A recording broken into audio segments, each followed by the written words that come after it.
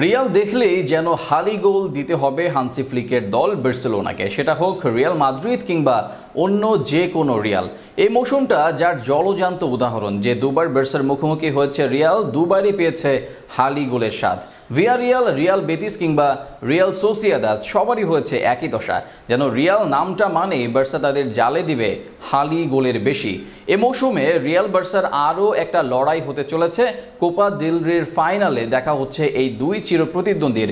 দেখার বিষয় এখানেও বার্সা রিয়ালকে হালি গোল দেয় নাকি রিয়াল আগেরকার ঝাল মেটায়, এসব নিয়ে বিস্তারিত থাকছে প্রতিবেদনে।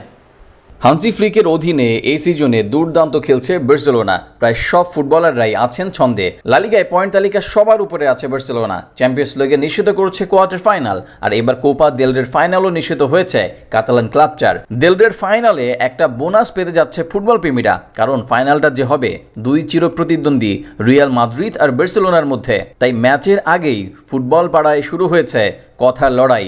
এল ক্লাসিকো বলে কথা তো জমবেই। যত কথাই হোক, এই কথার লড়াইয়ে অন্তত এবার এগিয়ে থাকবে বার্সার ফ্যানরা। কারণটা এবার তারা যে আছেন দারুণ ছন্দে। লা লিগায় একবার দেখা হয়েছে দুই দলের, আর সেখানে জয়টা এসেছে কাতালান শিবিরে।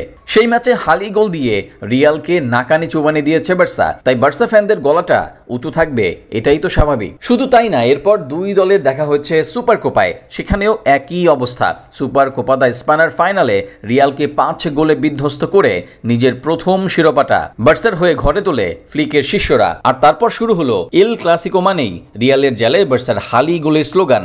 এরপর যদিও বার্সা তা কনভার্ট করেছে। এবছর রিয়ালের সাথে যতবারই দেখা হয়েছে প্রায় সব ম্যাচেই হালি গোল দিয়েছে বার্সা। রিয়াল মাদ্রিদ নয়, অন্য সব রিয়ালের কথা বলা হচ্ছে এবার। যেন রিয়াল নামটা শুনলেই বার্সার ফুটবলাররা তেতে উঠছেন বারবার। রিয়াল বেতিস, ভিয়ারিয়াল কিংবা রিয়াল সোসিয়েদাদ সবাইকে বার্সা দিয়েছে হালি গোলের স্বাদ। তাই বলা যায়ই বটে, বার্সেলোনা রিয়ালের সাথে খেলা মানেই যেন হালি গোল, সেটা যেই রিয়ালই হোক না কেন। Rezaul Karim, news stock.